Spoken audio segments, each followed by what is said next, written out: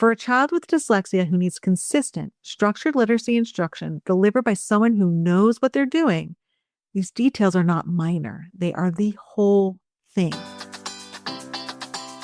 I'm Jenny Scherson, ex-special educator turned dyslexia interventionist. It wasn't so long ago that I, too, was overwhelmed by balanced literacy versus structured literacy, education speak, and everything in between.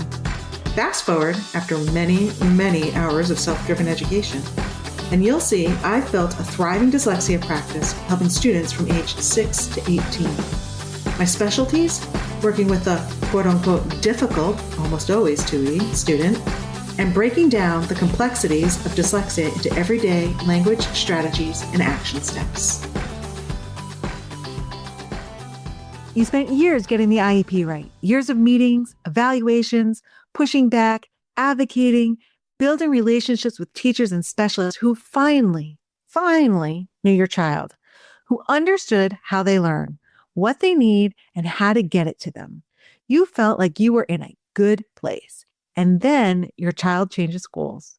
Maybe it's the move from elementary to middle school. Maybe you moved to a new neighborhood. Maybe the district reassigned your child's program. Whatever the reason, now you're sitting in a transition meeting with a new team, and somewhere in that meeting, someone says the word comparable. Your child's services will be comparable to what they had before. And you nod because it sounds reasonable, because everyone in the room seems cooperative, because you want to believe the hard part is behind you. But here's what a lot of parents find out weeks or months later. Comparable doesn't mean the same. And by the time they realize something has shifted, their child has already lost ground. And that's what we're talking about today.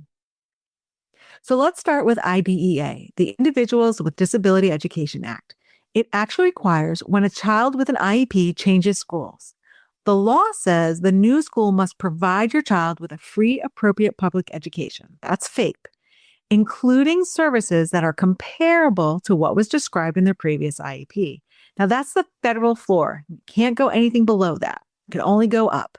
Comparable services in consultation with the parents until the new school either adopts the existing IEP or develops and implements a new one. And here's something important that a lot of parents don't know. Your child's current IEP stays in effect until a new one is agreed upon and signed. You never walk out of a transition meeting with no IEP in place. The existing one is still the active document, which also means this. You should never feel pressured to sign a new IEP on the spot at a transition meeting.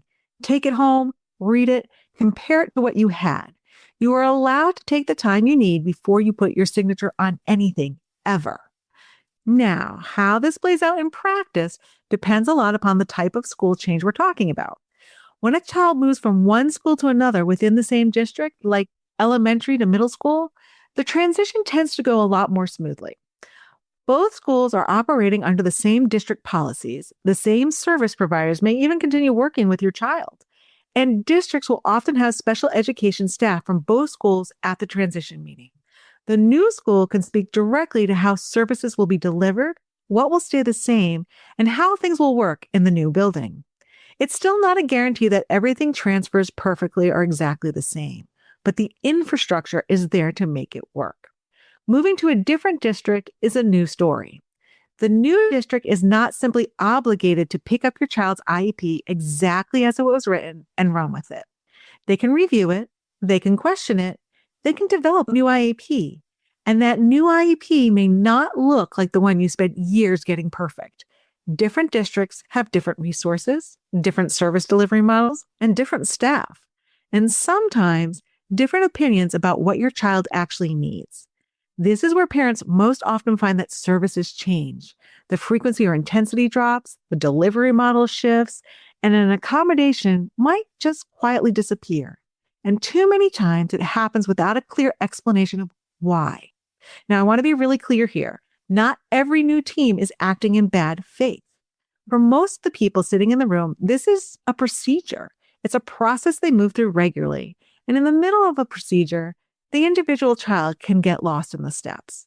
And that's not intentional, but it is your job as the parent to make sure your child doesn't get lost in those steps. Which means you need to know what to look for. So let's talk about that word again, comparable.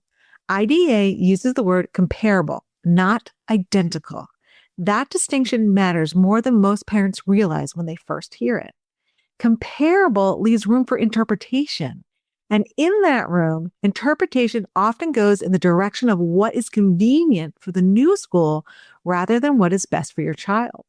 Comparable can mean your child was getting 5 sessions of reading intervention a week, and now they're getting 3. It may mean they were being pulled out for specialized instruction with a trained interventionist, and now they're getting push-in support in the general education classroom. It can mean the extended time on tests is still technically there, but applied differently. It can mean a service that was explicitly written into the IEP now is described as available as needed. Each one of those changes affects your child's progress. And for a child with dyslexia who needs consistent, structured literacy instruction delivered by someone who knows what they're doing, these details are not minor. They are the whole thing. Here's what I want you to do. When you receive a new or revised IEP after a school change, sit down with the old one next to it. Go line by line, look at the services, the type, the frequency, the setting, and who's delivering them. Now, look at the accommodations. Look at the goals. If something looks different, you have every right to ask why. What changed? What was the reason for this change? And is there any data supporting this change? Now get it in writing. You do not have to accept comparable as an answer without understanding what comparable actually means for your specific child. Now, this brings me to something I want every parent to really hear. Listen carefully.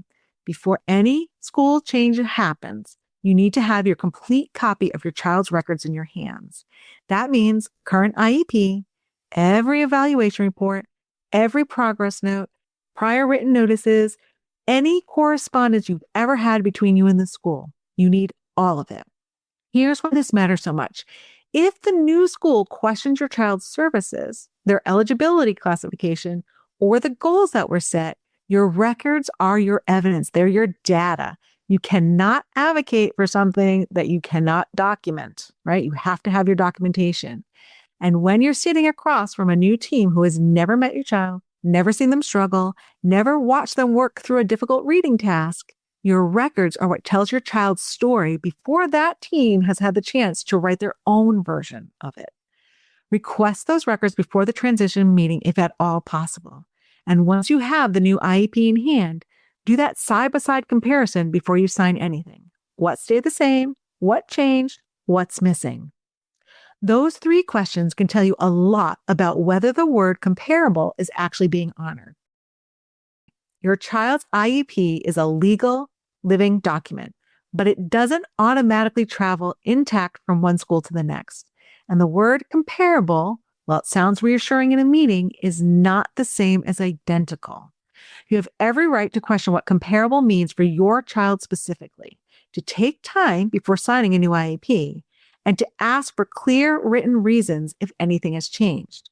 Now, whether you're heading into a same district transition or you're moving to a different district, get your records, do the comparison, and don't let the procedure move faster than your ability to understand what's happening to your child's services. And if you're already on the other side of a transition and something feels off, a service that seemed to disappear, a goal that got really vague, or a delivery model that just doesn't feel right, it's not too late to go back in and ask questions. And that's exactly what we work through together inside Together Through Dyslexia. All the information for that is in the show notes. You don't have to figure this out alone. Until next time, bye-bye. I hope you enjoyed this episode of Literacy Untangled. If you loved this episode as much as I did, head on over and rate and subscribe so you never miss an episode. If you want to continue the conversation or share your takeaways, head on over to our Instagram at Literacy Untangled and comment on your favorite part. I can't wait to hang out with you again soon. Bye.